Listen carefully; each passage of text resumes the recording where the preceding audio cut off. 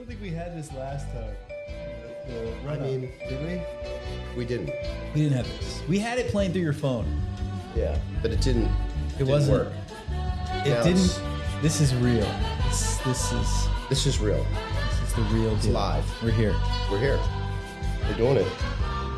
All right. Well, let's get into it. Yeah, let's get into it. Welcome everybody to the meeting after the meeting. Meeting.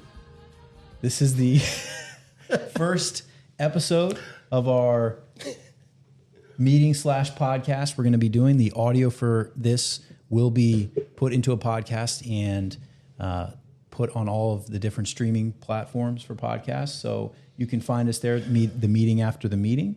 Audio only, Audio only, obviously. obviously. We are also doing this live every week in the meeting format on Zoom, which we're doing tonight. So if you're tuning in with us, Welcome. welcome. And we hope you Is there come anyone back. tuning in? Yeah, we got one. We got Austin. Austin. We got Austin. Austin. Yeah.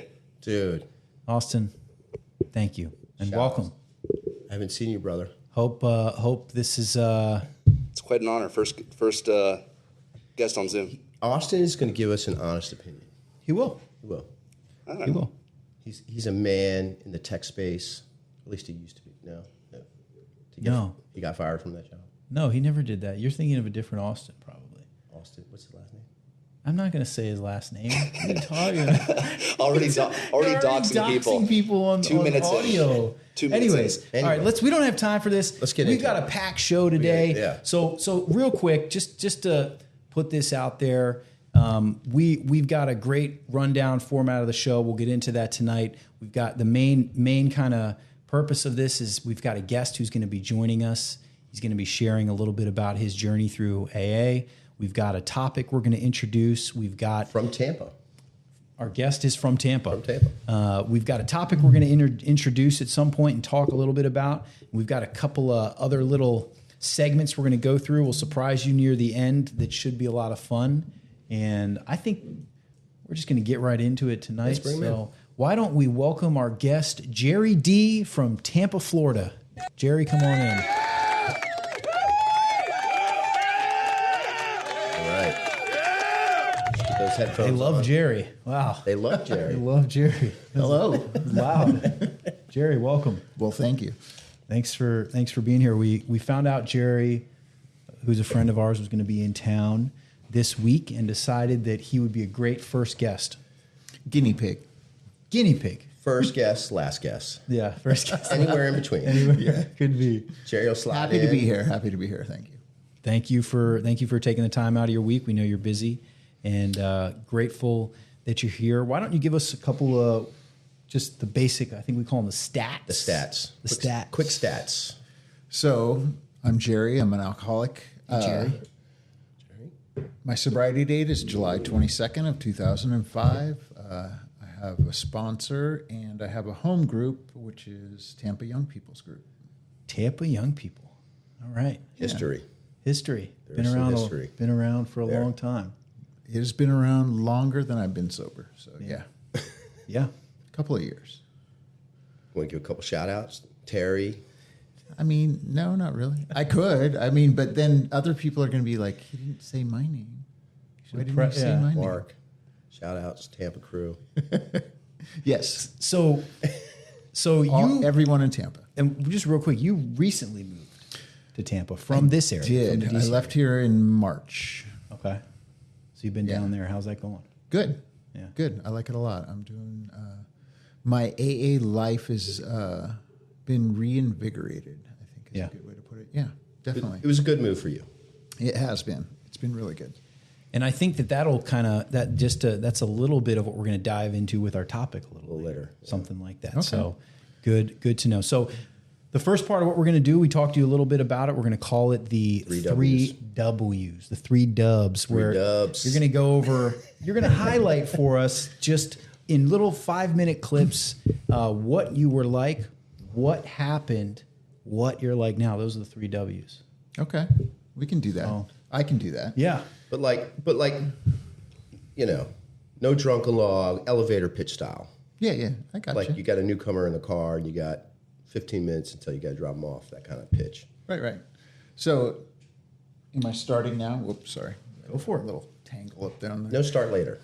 Yeah. Okay. So, I'm the youngest of 4 kids. I fell in love with feeling different. Whether, when I was a little kid, it was spinning around. It was quickly drinking, and I mean really early, like 7, 8, 9, 10. I was drinking a fair amount and doing whatever else I could find, and I just lived that way. My son does that. Should I worry? I mean, it's a sign. Does he do it, throw up, and then do it again? And cry, and then do it again? He has not crossed that line yet. Yeah, I did. I remember I got in trouble because I did it and fell in the river and like almost drowned, and they were like, "What is wrong with you?" And I was just like, and then I did them out there again. Yeah. So I always loved, drinking. I excelled at that. I did a lot of weird stuff. I like to run away. And consequently, I created a lot of damage along the way with people, family, institutions, police departments, things like that, different levels of courts across many states. I mean, I am the kind of alcoholic that I will do whatever I have to continue to drink. Like it doesn't really matter. And after a while, like I always thought I had a choice, I'll never do that. But pretty soon I did that too. And I would just continue to do whatever was necessary to stay messed up, And I travel a lot. It's easier. I found you don't get in as much trouble if you leave town every 10 or 20 days. They don't know you. They don't recognize you, come and arrest you when they see you. Wherever the social services are hot. Yeah, exactly. I mean, that's what I ended up, I just sucked the life out of people's social services wherever I could find them. Most definitely. I sought them out. And people talk about them at the places I would go. And you'd be like years later, like, oh, I'm going to go to San Francisco. I heard they have really cheap drugs and good welfare. Methadone. Yeah, I did all of that. So that's kind of what I was like. And what happened occurred really slowly for me.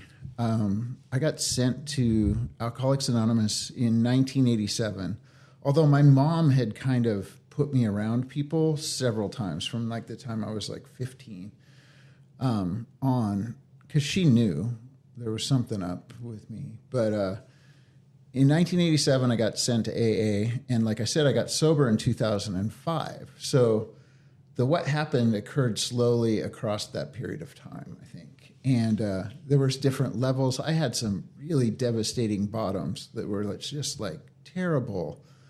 And then, I would recover and, you get some weight back on you, you get a job, you get a girlfriend, you get the girlfriend back or whatever it was at the time. And like, I don't need AA. Like, they talk weird. I don't need that. And then, I start thinking with Jerry's mind, and then I always go back to drinking. I always go back to drinking. And I just couldn't get away from that. And so in the end, I lived in an apartment here in Maryland, in Tacoma Park. I lived with my daughter. She was 14 and a half. She was kind of the adult around the house the last 3 or 4 months of my drinking because I was just in and out of, drunkenness around the clock. And, I got to a place where I was literally in the psych ward. It was early morning, middle of the night. I was somewhere in between seizures. I got there because, I had to beg the doctor in the ER to let me in. She's like, "What the hell do you want from us?" She yelled at me. I was like, "God, this woman is terrible." So you're in bad shape. People at the psych ward are like, "Oh, it's you again." Yeah. Right? And I'm like, this woman is such a... Right? But I was like... How dare her? I know. Because I needed help, right? And I was willing in that moment. So they should always jump up and help me is the way I felt, right? And so she's grilling me, and I'm like, I think I don't want to die, and I'm afraid I'm going to die because I like shake so bad when I'm not drinking. And so she finally agreed she didn't tell me that, but I heard her say something to the nurse, let him sit and then we'll take him upstairs. And then I started having like little seizures, and I heard the nurse say to the doctor, like, he's starting to have seizures. Should I medicate him? And she said, no, let him suffer. Maybe he'll remember. And I was like, what a bitch. I mean, how the hell? That's inhumane, right? But actually, I do remember that now. So there's something there. And so I'm in the psych ward. It's the middle of the night. I'm in between seizures, and they're not medicating me. It's not pleasant. And, there's little weird men running around the ceiling and stuff. And I was just like, I had this moment where I was just like, make this shit stop. And, I said, I don't care what it is. Just like, let me die, whatever. I just want it to stop. And, then a little later, this nurse came in, and she was the sweetest lady. I don't remember her name, but she was this woman from like Southeast DC, had a real like Southern drawl to her way she talked. And she was like, oh, sweetie, you need to just let those people help you. And I don't know how, but I knew she was talking about AA because there was no one else around to help me either. So, around that time, either that day before that or after that, there was a meeting brought in. I met these 4 guys. They wrote their numbers in the book. I remember them coming in looking like 2 of them are really young. One kind of looked like a GQ model or something. The other one looked kind of like a trust fund brat. Later, I found I was kind of right on both counts. But the point of that is I'm sitting there judging these guys, and I'm in the psych ward again, wearing, a robe that I'm told was open in the back. I don't really believe that. I'm told that I looked gray, but I don't know, and that I had like an IV bottle on a little rolly cart that I. The chances are high that those were true. I just say. Yeah, well, you would know. I would know. I would not. So and that's what happened. I called them all. They said, "Why don't you call us before you leave?" Which was a foreign idea to me. Like I could just go home. I lived across the street, right? But I called them, and that's what happened. I became willing. So, what I'm like now. Well, hold on. We know your story. We know your story really well. We've got a little bit of time here. We'll probably go to about 8:20 on this, on the 3W. So we got about So, but what kind of? Because I love what happened to you when you got out of the psych ward. What was that experience like? What was different this time? Because you had done, like you said, that so many times. What was different this time? Talk about maybe that first night when you got out, and what was, what did you decide to do differently? I didn't make any decision. The thing that was different was, so I called I just got to say it. So I called everyone. No one answered. All 4 numbers that were in the book. I still have that book, too. I don't give that out to newcomers. I keep that one. I give them a copy if they want one, but I keep that one. And none of them answered. And then I went back to my room. I wasn't thinking, okay, or anything. But then the nurse came and got me, and one of the guys called me back, and she took the big phone and put it on the wall and let me talk to him. And I just told the truth, man. Like, I'm afraid to leave here. I live across the street, and I know there's stuff in my apartment. I will use it. I can't not. I don't know how to not. And he had these dumb ideas. He said, why don't you just wait there and I'll pick you up when I get off work? And it's like a Friday. They could let you out at like 11 in the morning. What a crazy idea. Right. And I'm like, I can see my apartment, my bedroom window, like from where I'm standing. But I did it. I listened. And that's the difference. That's what I did. I listened. You know, and I kept listening. I knew that, well, there's another thing that happened that night. We went to the meeting, blah, blah, blah. People came, cleaned out the stuff out of my apartment, which was... Some guys from the meeting came. Some guys came, back to your house. Yeah, 4 of them. And I didn't let people in my house at that point in life. Like, no one. It was came nothing through the good door. for anybody to no. see. Our houses. I don't blame you. So the manager like helped my daughter all the time of the apartments I lived in, and my daughter told her I was in the hospital again, and she went up and cleaned my apartment. So it looked way better than I expected. It was so nice. She didn't clean everything. Yeah, no, it's still pretty bad, but you know, they cleaned everything out and they left. And it's July 2005. We had a big storm. The power went out, and like I'm like 5 days off of a several month of chugging as much vodka as I can in between throwing up and passing out, right? So I'm not okay. I'm not going to sleep. I have no medication. Like I'm shaking. I'm like, you know, Chris was like, read the book. And I was like, trying to read the book and it's shaking all over. I can't see the letters. I was like, I can't read the book. I turned Someone on the got TV. rid of this vanilla extract too, just in case. Yeah, I mean, there was nothing in there. Trust me. Still hold that against him. Anyway.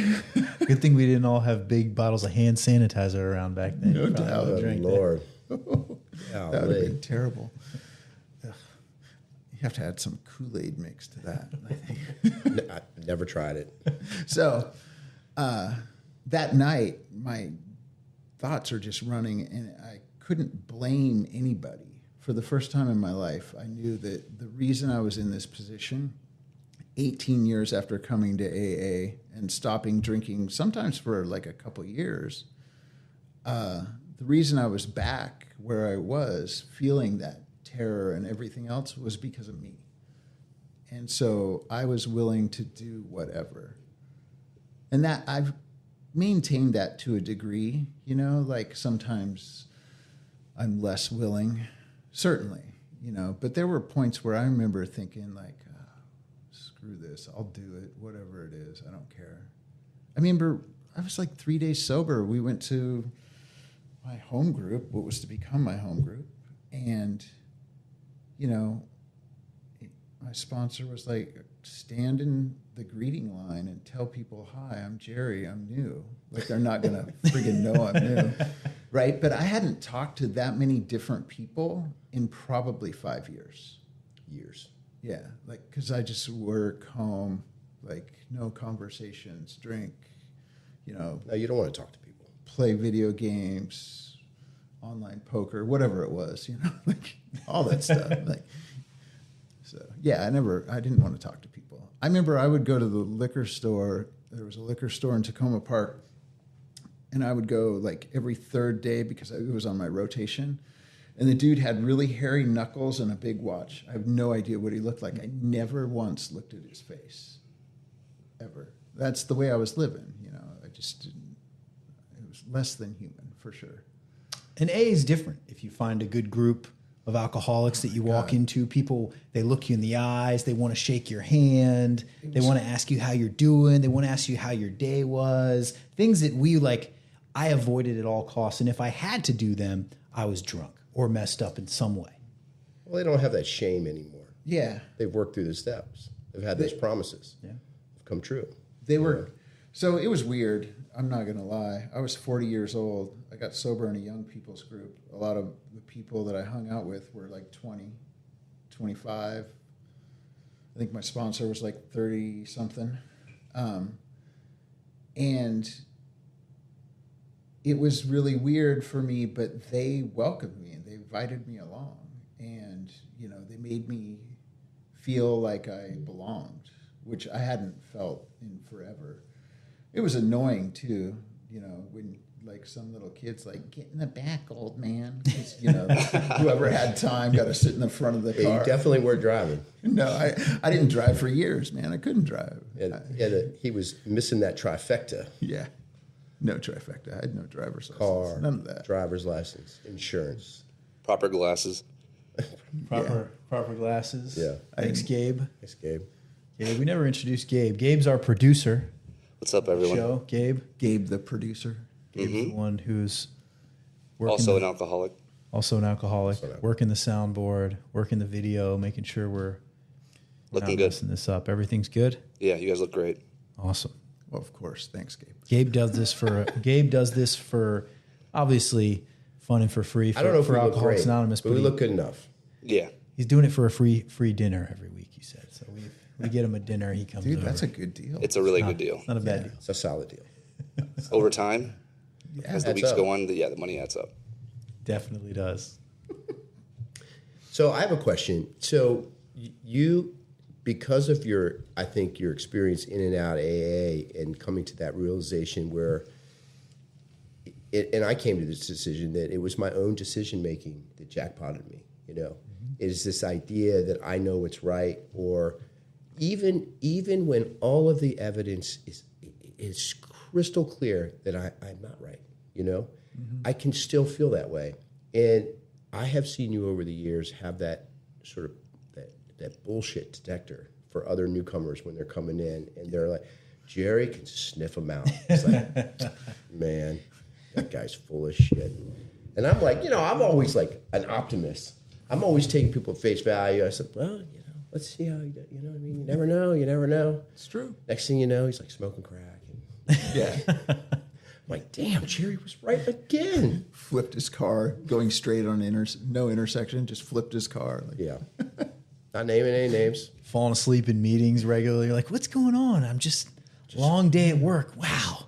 Wait, Really tired. When you fall asleep in a meeting with your eyes open, I'm just saying something's wrong. That's that Might- old. That's not just You tired. might need to start the steps up. I have 2 toddlers at home. I own a business. I'm tired. Yeah. That's tired. I've never fallen asleep with my eyes open. I can guarantee you that. So I may sniff it out, but we always help them. Yeah, We always try. that's true. Make AA an attractive place for people. You have to like Yeah. ignore that almost. Put it in the back burner a little bit and still give them the same opportunity that we give everybody Sure, else. of course. Yeah. Sometimes people, like, I do call them out sometimes, though, I will say.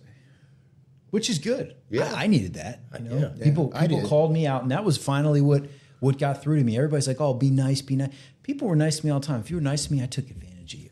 If I saw that you were going to be nice to me, I was going to try to use that in every way I could. But the people who told me the truth and the ones who weren't giving me any bullshit were the ones that I ended up respecting, Right. and the ones that I ended up wanting help from, because I could tell they knew what was going on. And there's a fine line between that sort of hero's welcome back to AA and just being helpful. I can't take the hero's welcome back to see that. What they used to call a hero's welcome. It's It's still- unbearable. Oh my God.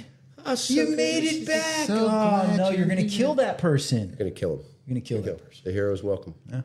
We could have a whole episode on that. We just might one day. We We'll just- see. We'll see.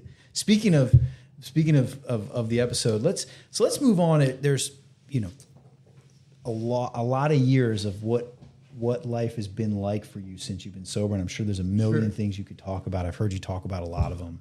How would you sum it up in 5-6 minutes? What life is like today? What is different now? Everything. There's nothing that's the same or even remotely recognizable. That doesn't really say much, though. I don't have those same gnawing problems that I had before. Before I got sober and really did the steps and worked, on like the 8th and 9th and like all these things and amends and then helping other people. Before all of that, I could not stop thinking about Jerry. Like no matter what, no matter how you couched it, I would still slide myself in there somewhere. I'd be like, I could be like feeding homeless people or whatever, but I'm thinking about me. I'm working in an agenda. And that's not there all the time anymore. It's still there sometimes. I still want to succeed at things and like win at things and do stuff, but it's not like it doesn't.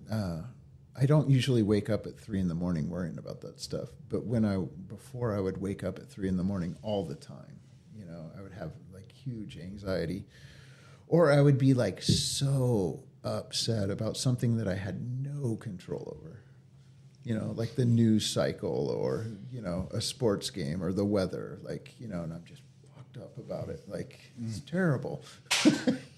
So, Yeah. you know, my life is pretty good today. I spend, you know, a fair amount of time doing AA and, you know, showing up because I can. I'm in a place in life where, you know, I'm not married. I don't have little kids. I can go to meetings. I can help people. I can pick people up.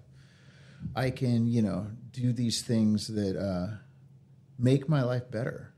I don't do them because I want people to pat me on the back or anything. It just makes me, I sleep better. I feel better, you know, and then all the people that have helped me, it's kind of like, you know, we're trying to pay them back in some kind of way or repay that debt, I think is a better way to put it. Which, pay them back. as we say all the time, is impossible It is. to do. You can't pick. Yeah, I mean, We'll you always spend your be. life Yeah.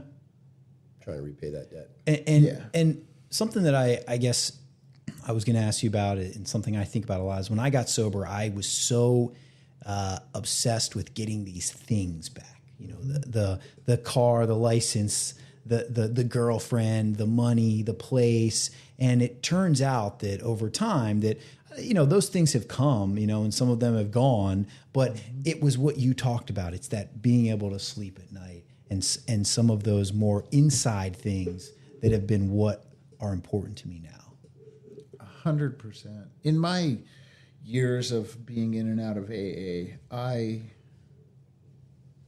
tried all those things to fill my soul, like prestige, money, women, like everything, too extreme. Very, you know, I don't do things lightly too much. Not a lot of that in AA. I don't think. So, I mean, I knew. Look at this set right here that we're on. I mean, They can't see, but there's like It took you like 70 lights. 70 lights in here. It's probably still bright. bright. I'm probably not going to see right for a week. Just spots everywhere. No, I'm just kidding. But, you know, I don't know. I lost the thought. Now I was thinking about the lights. You got me. So, you know, I guess what to kind of summarize it all, the thing that has helped you has been the steps of Alcoholics Anonymous. 100%. And your life today is, as you mentioned, I love that you said everything is different. Could you talk a little bit about, before we move on to our topic, about the relationships in your life and how those are different today? Because I know in your story you caused a lot of damage. You know, ran a rampage across the country in different places. You've got children, ex-wives, His dad. father. You know, It's a big one. So what's different? So I've learned to show up in those places slowly. Like I've, you know, I was taught by my sponsor and by Amends to like show up consistently in all of those relationships. And I can run through like real quick, you know, like my dad, I hadn't talked to him in about 10 years when I got sober. I made the mistake of saying the last time I talked to him, he said, "Don't call me, but you can write me a letter." I said that to my sponsor. He's like, "Oh, you're writing him a letter every week." And then finally I got him to calm down to once a month, which is unbearable if you're like a liar and a manipulator like me, because I can't change the words that are already written based off of your reaction. And it just terrified me. It was so hard to write a paragraph. You have to be honest. Yeah, you have to be honest. It like forced me to like tell the truth, and it was just like, oh, this is so hard, you know. And then my daughter that lived with me shortly after I got sober didn't live with me, started her own family, which was a whole other story. But my sponsor was like, "You need to show up every week. You need to be there consistently." And I didn't do great at it for like the first year. And then I slowly started doing that. And that relationship started getting better and has continued to. And, the same with my other kids. It's been different journeys with each of them. And 2 out of the 3 have forgiven me. And one is still really not okay with me right now. Still working on that one. Yeah. But, I try and I show And it may up. never be right. Yeah. I mean, that's how amends are. I mean, it's not, some of this stuff doesn't get fixed like we want it to. No, not at all.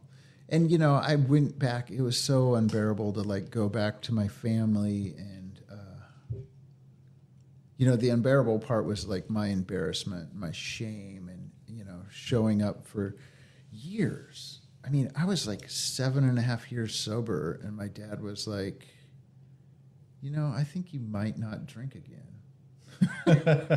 And then at 10 years, he was dropping me at the airport. That's his thing. He's going to take me up to the airport and wait till I go and get on the plane. And he's like, I think this is the first time I'm not worrying about you when you leave. And so things slowly heal. I begin to feel better. And I remember I was sitting in a meeting Monday night, promises. Somebody was sharing about some men's stuff. I'm like, what a jerk. And then this girl shared, and it was all weird, new girl, self-centered stuff. And I'm like, this meeting's stupid. I don't need to go to AA. I don't need to be here. Sitting next to my sponsor, I'm like, he's dumb. He's really not that bright. He lives in Kensington. He's never left. I've been all over the world. I've had kids, families, wives. He's never had any of that. And then I told him after the meeting, I kind of felt this way. And he's like, when was the last time you did anything on your amends list? I was like, oh, a few years ago. Right? And I got back to doing that and healing those relationships. And the point of that is healing those relationships. I feel less like a piece of shit. That was the other part. I think I said I feel like a piece of shit. And he said, well, you are a piece of shit. And I was like, what? You're not supposed to say that. And he's like, what I mean is you've been living like one. And so you should feel that way. And I was like, oh, all right. That's fair. But, for you, I think, and it's probably this way for a lot of amends, is that because there was trauma that you had in that pursuit of trying to mend those relationships, something inside you gets fixed too, alongside. And I think that is, one of the other sort of benefits of doing amends. Something gets right within me too, I mean, the hope is to amend the relationship, but it's not always possible. No, but I changed. I don't feel... Yeah, it's hard to think of a clear example that I can explain quickly, but there's a certain kind of people or a certain kind of person that I had a really bad time with, fight, blow up, whatever. And then when I see that kind of person again, I don't feel I don't go back to that place that I was. It's healed. It's a feeling comes up and I recognize it as something that oh, I don't live like that anymore. I don't have to entertain that. Because I had a lot of weird shit in my childhood and growing up and life, drinking. And, a lot of people do. Yeah. Oh, 100%. Most people. I think. Most. Yeah. Yeah. Well, so it sounds to me like Alcoholics Anonymous works. The steps have worked 100%. So far for Jerry. For Jerry, So far. if you knew, So far. we could spend hours talking to Jerry about stories. We didn't get into the circus story. One of our so many. favorite stories is Jerry joining the circus. We don't have time, but It's a good time. And his side hustle while he was at the circus. while he was at the circus, Pharmacological delivery service. Yeah. I guess you would call that. we do whatever we have to do, I guess. It's true. It's true. So let's move on from the 3 W's. The next part of our show is going to be the weekly topic, and we kind of told you what the topic was going to be before the meeting tonight, and I think that this is a great topic for you. As we mentioned, you moved to Tampa recently. Our weekly topic is going to be staying connected in AA when you move to a new city. I know a lot of people do this. A A lot of people do it in early sobriety, whether it's for a relocation of a job or helping out a family member, going to school.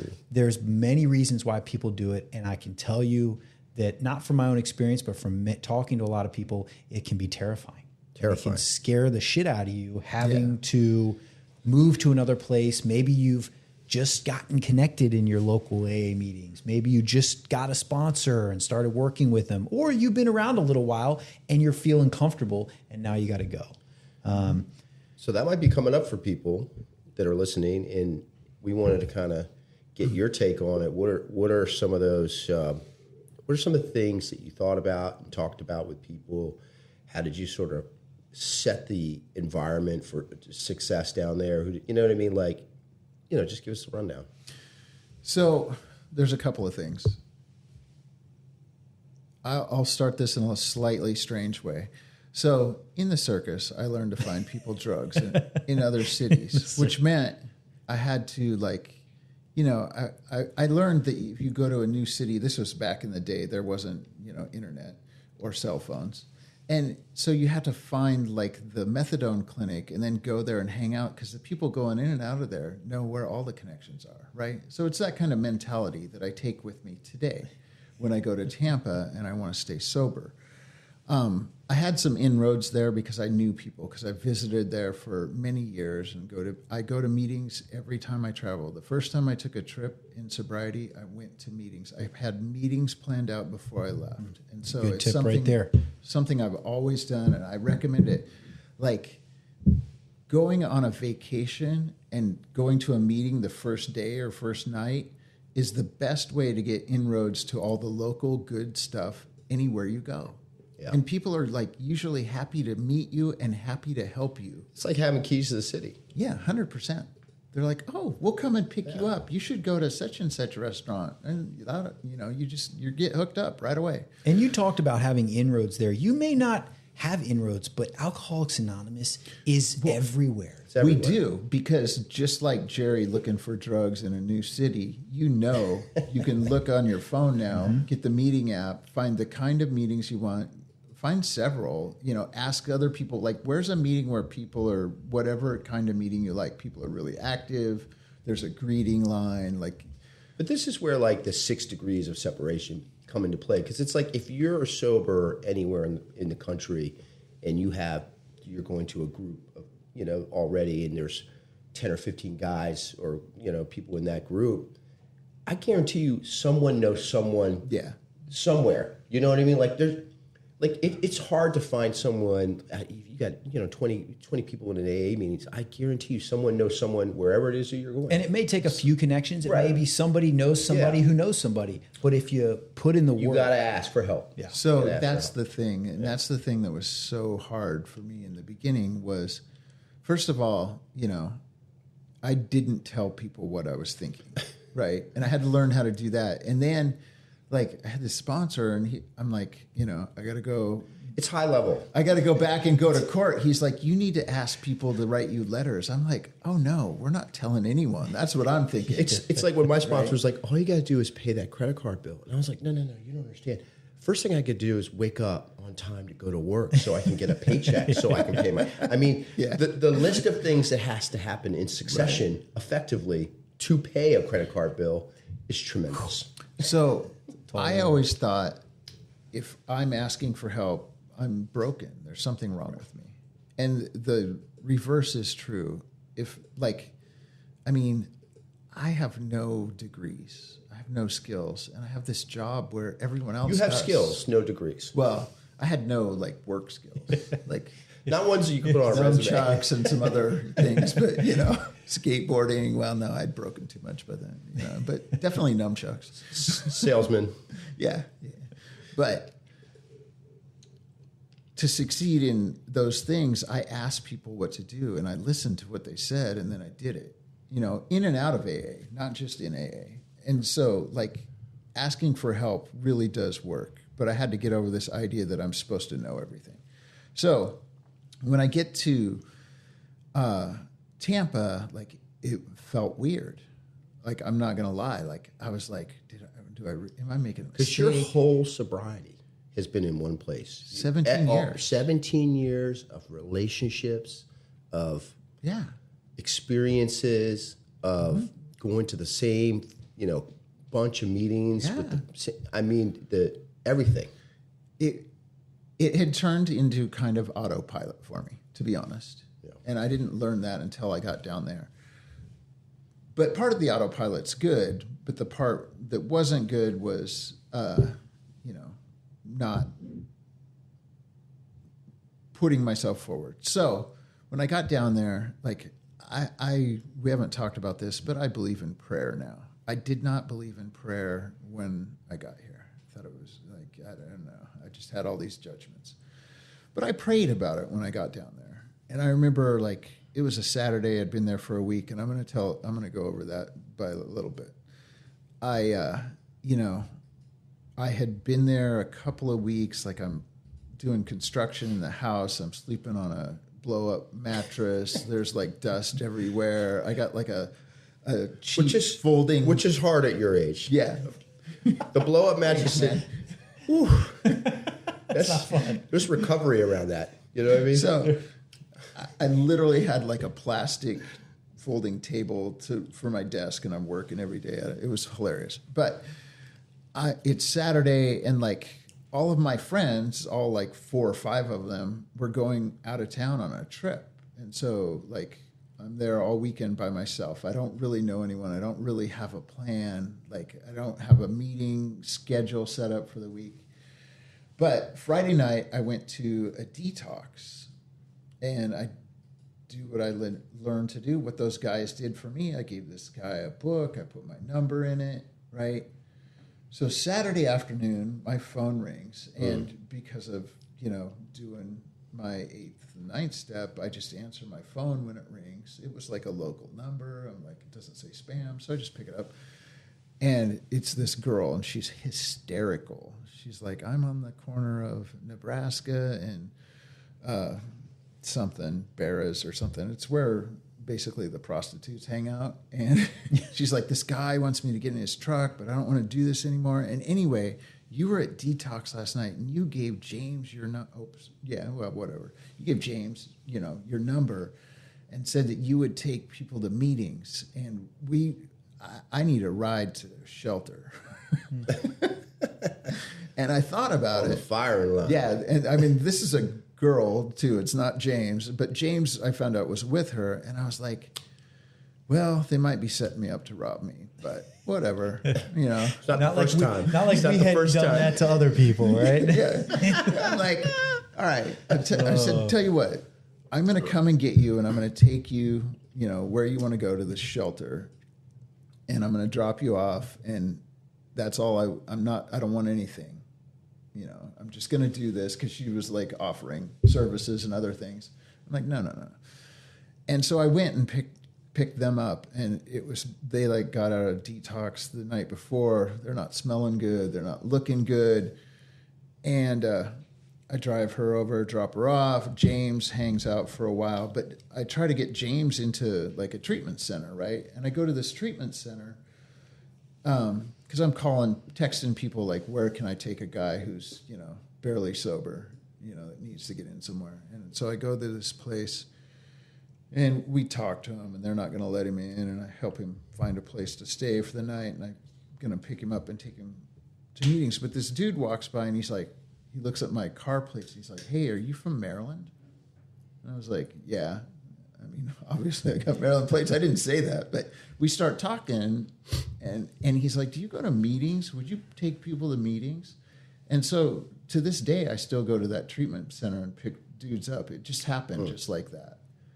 And it was, the prayer, then the answering the phone, and then, it just happened. And so I'm 2 weeks there and plugged into, a treatment center and new people. So that was. So it sounds like the answer, or kind of the suggestion for this type of topic is to jump in. Yeah, to the 100%. local A community, and we don't really have time, and we'll move on. But Ask for help and then jump in. Well, to ask for help, and one of the things, and really quickly, if you can, in just a brief kind of minute or two, talk a little bit about, because I hear this all the time when people move, they're not doing it right. You know, the AA, they're not doing it right here. Everywhere I've gone, the meetings are different, and we get we get a little set in our ways. We get stuck up to this is the right way, and you go somewhere else, and they're not doing it right. How This did is you? my opportunity to launder my list. This is here you go. Why don't you be honest? Maybe some of them will listen, and they'll learn to do it right down there. No. So I felt that way, and I had a hard time choosing a home group for a lot of different reasons, prejudgments on my part. And finally, after a little while, I was like, you know what? I just need to participate and stop thinking I know.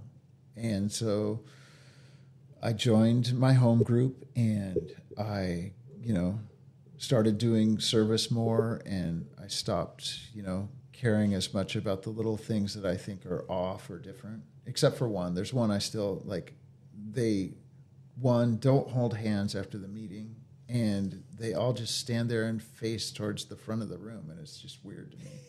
I'm like, we need to circle. There's some more of that going on these days around here. A lot of holding hands anymore. Again, man. I get, it's like, I get it. I get it now, but it's different. We could have a whole episode on I just want at least the circle. I like to just be part of a group. Yeah. I'll tell you a story. I mean, to that point, and real quick, I was in Italy backpacking, traveling around, and I had that opinion about meetings, and I could not find a meeting for days. And I finally found a meeting. Didn't speak English, not a word. Don't care. And I was I'm telling you, man, you would have thought I had just found salvation. I was so happy to be in the meeting, and I didn't understand, but I knew they were praying. I stood up. We were holding hands, and I'm telling you, man, it saved my life. And I didn't understand a single word. So there's something about I stopped judging meetings after that. There's something about being in a meeting. Never mind. I'm not even going to say it. This is getting recorded. I'm not going to say it. We'll move on to our. So this is a segment we're going to be trying out here for a while. We'll see how it goes. I think our hope is that some newer people will be listening to the podcast and maybe even joining our meeting here. And we're going to be jumping into a segment we call the Newcomer Tip of the Week. Gabe, where's the sound? Yeah, where's the sound? Oh, you want a little sound for that? Come on. There you go. Let's try it again. We're going to be jumping into our next segment, the Newcomer Tip of the Week. That's perfect. Thank you, Gabe. There it is. Gabe was online on YouTube over there or something. Who knows what he's doing? He wasn't paying attention. All right. So this is just going to be a quick little segment. We'll do this for maybe 5-7 minutes here. The Newcomer Tip of the Week this week, and it's kind of I'm going to tell a quick story that leads into it here. It is do your 8th step before your 9th step, and that may seem pretty straightforward, but I think it can expand out from there to talk to your sponsor or to somebody before making decisions or doing things when you're trying to live a different way of life that you have no idea about. And I'll say that because I was at a treatment center a couple weeks ago. I think I told you guys this story, but I was talking to a guy after the meeting, and he said, hey, would you be able to write down the 12 steps for me? And I was more than happy to do it. And he followed that up by saying, last night I was reading the steps and I found one of them interesting. It was saying that I needed to go back and make amends to people for the harms I had caused. So I hopped on Snapchat right then and there and reached out to every girl I'd ever had sex with and told them I was sorry. Oof. And I mean, you got to understand, I visibly almost showed my hand to this guy, and I said, "Oh!" And I started to kind of ask him how it went. He started to say it didn't go too well, which wasn't surprising to me. No, but I think the tip here and the point of that story is to ask for help. We talked about it. Ask for help. Try to talk to somebody who has experience, and specifically, do an 8 step with a sponsor and talk to them before you start going out and making these amends. I mean, first of all, I guess everybody's different. I was never in a hurry to make any amends to anyone for anything. Well, it's always the So girls. It's always the girl, you know. Not even People- the girls. I mean, No, I was I like, was- those are the last people I want to talk to. But some people, for some reason, want to. That's where they want to go. You know? That's true. Maybe No, there's I another get shot. that. Maybe they get a second chance. you Yeah, know? I but definitely wanted to go back some. Yeah. You never know. But this is so you could cause more harm. Going back, don't go in there alone. Make sure you talk to a sponsor. I mean, this is where really that sponsor relationship, for me at least, has come in. It's just invaluable, because even doing it the right way, you can still make mistakes. Even having suggestions and counsel, all of that. It's a dicey thing going back to people and trying to sort of mend these fences. And you gotta go with people's experience on this. And if you do, you can have some amazing amends. Yeah. I 100% agree. I've definitely made some messes in the past, making amends, especially with women, or thinking, I needed to get her back, and so I have to fix this while I'm in treatment, or whatever it is. And that's more just obsessing on not wanting to be sober, not looking at myself. But there's a couple of things, like, I want to keep it kind of light and quick, but the 8-step, nothing has been more influential on my sobriety and my changing than doing a thorough 8-step and then going over it with a sponsor and then going out afterwards.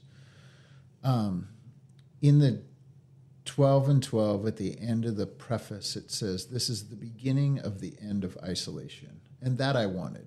I didn't want to do the work, but I didn't want to be alone anymore. Because like I said, at that meeting where I thought my sponsor was a dumbass and people sharing, where like I was alone still. Like I couldn't let people in, and I couldn't be effective with other people. Yeah. So, don't do this by yourself. I think it expands out into many areas for the newcomer. That tip again is there's help here. There's people you can talk to. There's guidance you can get. I haven't found a problem that I've had or a scenario where if my sponsor doesn't know, they know somebody who knows, or if they don't, they know somebody who knows somebody. Similar to the moving around, Alcoholics Anonymous, and the experience of the people in it reaches far and wide. Look, a lot of smart people that aren't alcoholic seek counsel with counterparts, all everywhere. Why wouldn't we do that? Why wouldn't we seek counsel with our counterparts? I mean, it's just, we need it the most. And it's funny how we come in here and we talked about, we've got a friend. I love this one. He's like, I was lying in the gutter with my hand up saying I'm number one, and it's like this idea that, I've got it all figured out, yet I've got no license. I'm going back to jail. Look at the facts. I've got no job. Look at the facts. I'm staying on my grandfather's floor in his house. All these things. Couldn't bond out on a $250 bond. Yet you don't know what you're talking about. And that's you gotta love that. I 100% agree. So we are running out of time here, and we want to get to our last part of the show. This is a little We're bit doing better than we did last time. We're doing much better. This is going to be a little fun thing we're going to do every week, and we're going to mix it up and do something different. But this is called the Sketch of the Week. Top 10. And this week it's going to be the top 10. This was a David Letterman late night show. We're just skit. ripping it. We're ripping it, but we're going to be wholesale. We're going to be connecting it to Alcoholics Anonymous in a fun way. And the way this is going to go, we've got our top 10 list here. I'm going to read one. Jerry, you're going to read. I'll start off, then you read the next one. Chris, you read the next one. And then we'll just go around like that. Why don't we have Jerry just start? I'm going to start. We're going to start with the top 10 reasons sponsees give for not completing their fourth step. And this is a good one. I think I had a lot. I know other people who had a lot. We get a drum roll. We don't have a drum roll, do we? Gabe, can you do a drum roll? I can do it with my hands, I suppose, but I don't think the mic's Do gonna it. pick Do it up. it with your mouth. Oh, come on. Do you think I am a beatboxer, dude? Go on. That was really bad. We have to get a drum roll. Can we add? I got this. Of course. That was it sounds like a record stopping or something. Yeah, that is correct. That's a record scratch. Okay, all right. Now we'll get a drum roll for next week. Next week. Drum roll. The top 10 reasons sponsees give for not completing their 4-step. Number 10, too busy scrolling TikTok or Netflix and chilling. That's a popular No one. one says that, do they? Yes, they do. That's a popular. Well, they might not say it, but that's what they're doing. Okay. That's what they're doing. Definitely. Number 9. I can't remember how to do it. I mean, how many times have I gone over the 4-step with somebody and they came back and they were like, "Look what I've done," and I'm like, There's "That is literally nothing." a diagram There in the book. is, but they forget that, and they forget which page it's on. Who does what says in a book? Yeah. I like this one. Number eight. Too busy helping other new guys. Sure. It's a good one. That's of course you are. Here, you got to understand. That's if you're new and you're listening right now and you don't want to do your 4-step. This is a good one because it seems like you're doing something in AA. Now your sponsor's going to see through your bullshit, but Yes, 100%. You might get called out. Number 7. This one's I love this. This is one of my favorite AA excuses for anything. I've been sick for like 2 months. I am sick. The newcomer 2 months. cough. Yeah, it's true. Number 6, my computer crashed. Ooh. I mean, Why are you not doing that your you're 4-step supposed to on a use computer? But you know, That's cool. the problem cool. here. You're not. We're supposed to be handwriting this, right? That's what I thought. Millennials, man. They want to type everything out. Chris, you got number 5. Number 5. I spilled my energy drink on it and had to start over. Is that a Red Bull or a Bang? What are they drinking these days, Gabe? Gabe, what are the Only kids Gabe. drinking? Yeah, what are the kids drinking these days? I mean, I don't really drink energy drinks like that, but Celsius seems to be pretty popular. Celsius. That's the new organic, healthy energy drink. Do you remember when we were at that conference and that new guy you're sponsored, Chris, had to have the medics come because he drank so many energy drinks? Dude, he's having like straight up heart palpitations. I had a guy a couple years ago who was drinking 8 were a they day. called? Oh my God! He had an ulcer. He had to have He a drank like stomach. a 6-pack at the conference. Watch out. Number 4. Wait, you wanted me to do that now? What's up with? No, after you drink again. Yeah, they just want to wait. What now? I've got too much going on. What are you doing? You don't have a job. You don't have a family. You know? All right, number 3. My partner found it and ripped it up because their name was on the first list. Ooh, you got to be careful. Gotta be careful.